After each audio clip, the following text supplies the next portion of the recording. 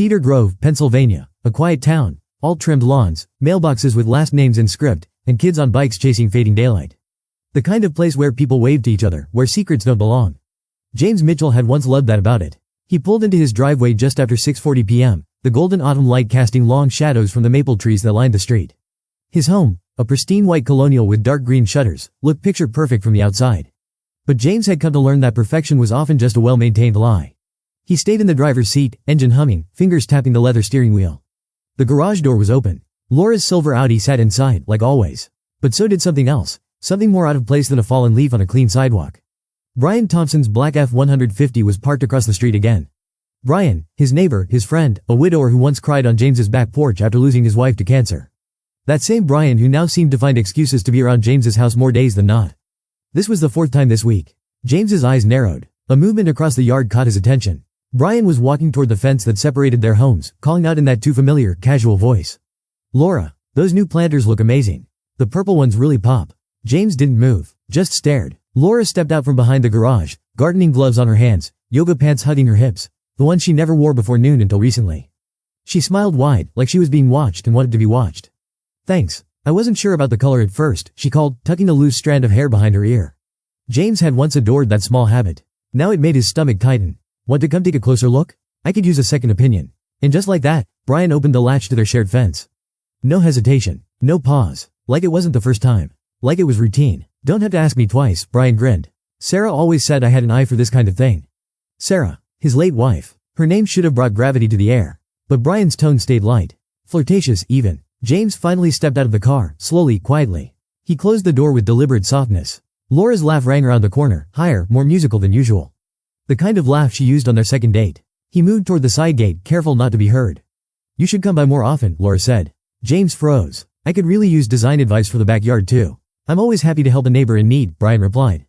"Especially one with such good taste in wine." Another laugh. Then a playful swat. "That was one time. One excellent time," Brian said, and James saw it, his hand on her shoulder, lingering. Longer than friendly. Longer than decent. James stood there, heartbeat pounding like courtroom crossfire. He had argued million-dollar mergers. Negotiated with Fortune 500 executives. But nothing prepared him for the quiet devastation of watching your wife smile at another man like you're the stranger. He didn't confront them, not then. Because James Mitchell wasn't just a lawyer. He was a strategist. And they say trust is like glass. Once broken, even if you glue it back together, the cracks always show. That night, James Mitchell lay awake in bed, eyes fixed on the ceiling fan spinning slowly overhead. Laura was beside him, breathing soft, peaceful, like nothing was wrong. But James had heard her voice change. He'd seen Brian's touch linger. And he could still hear the flirtation echoing like a whisper in his ear. "One excellent time." He turned his head and looked at her. She didn't stir. How long had this been going on? Was it just flirting? Or something more? James had cross-examined corporate criminals and exposed multi-million-dollar fraud schemes.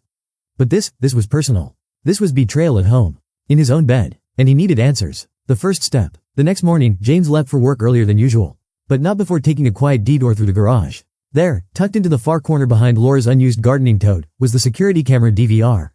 He had installed the system 2 years ago after a break-in on the next block. Laura had complained about it back then. "Feels like we're spying on ourselves." But now? It felt like insurance. James pulled the hard drive. He didn't review it at home. No, that would be sloppy. Instead, he took it to his office in downtown Philadelphia. He locked his office door and shut the blinds before connecting the drive to his secure laptop. Hours of footage. Days. Weeks. At first, there was nothing definitive, just smiles, casual conversation, passing touches in the backyard. But then, one afternoon, a Tuesday, just after 1 p.m. Brian's truck pulled into the driveway. Laura answered the door in a loose-fitting t-shirt and shorts. She smiled and let him in. The camera above the garage door caught the time, 1:06 p.m. They didn't come out until nearly 3:47 p.m.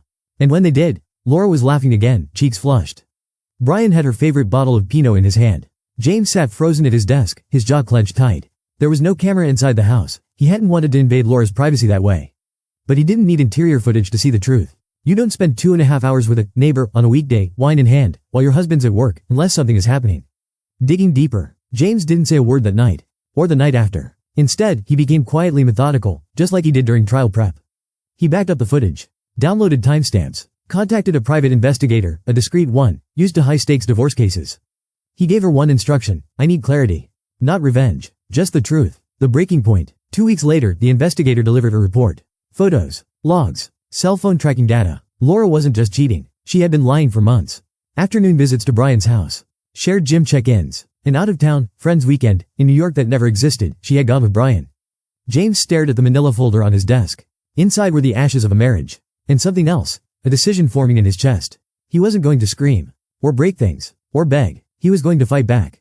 But not with fists. With facts. With footage. With the truth. In court, where people like Laura and Brian couldn't smirk and lie their way out. James closed the folder and placed it gently into his briefcase. At home that night, Laura greeted him at the door with a smile. Long day? He kissed her on the cheek. Yeah, but it's almost over. October had crept in fully now. The maples along Cedar Grove had shed their bright red leaves like they knew something ugly was about to surface beneath the surface.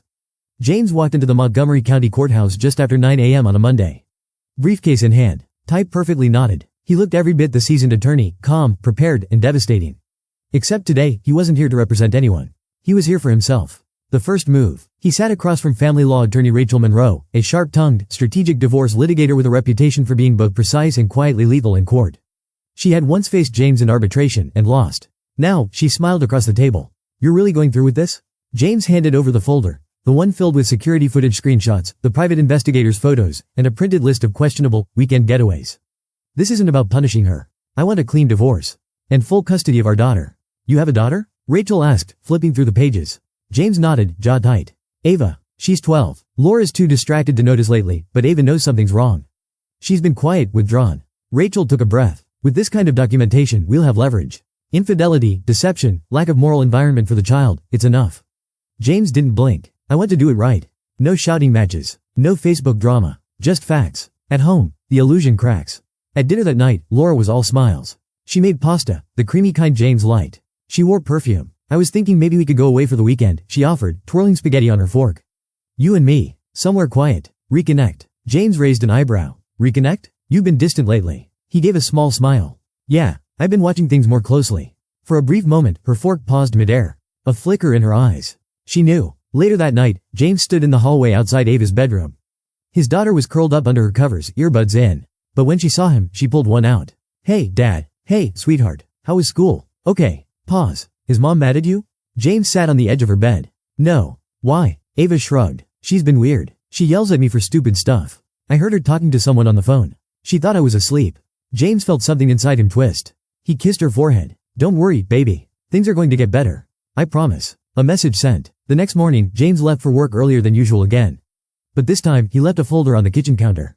Inside, one photo. Laura and Brian, on the beach in Cape May. Holding hands. Brian kissing her cheek. No words. No confrontation. Just the photo. When Laura came downstairs at 8:15 a.m., she saw it.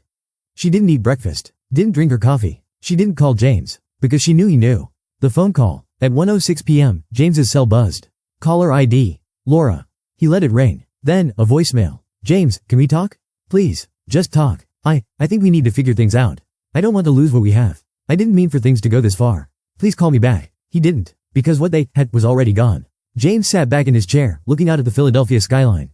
He wasn't angry anymore. He was ready. It's not the silence that hurts. It's what we remember during it. The fall leaves had almost all dropped by mid-November.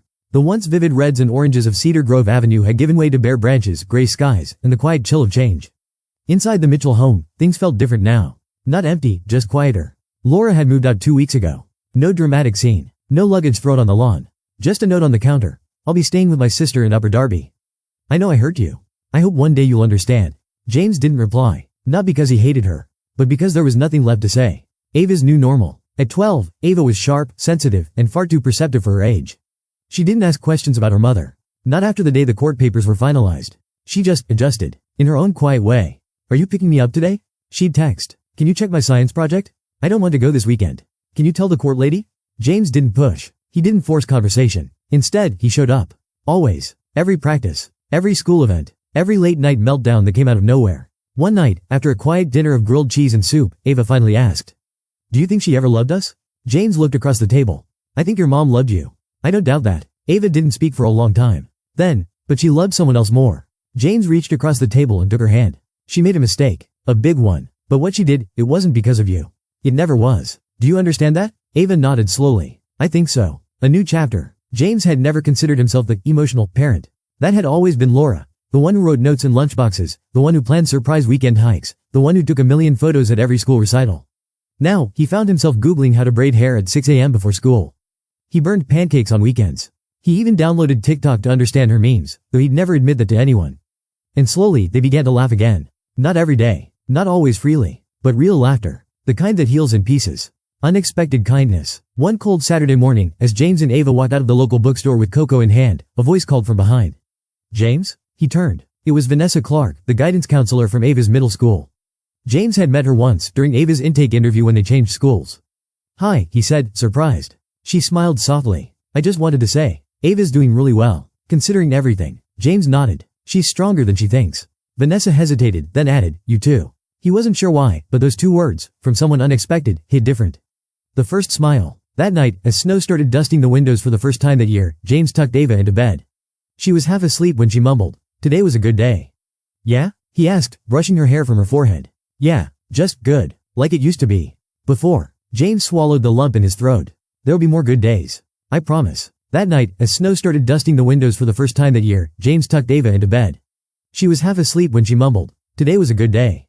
Yeah? He asked, brushing her hair from her forehead. Yeah, just good. Like it used to be. Before. James swallowed the lump in his throat.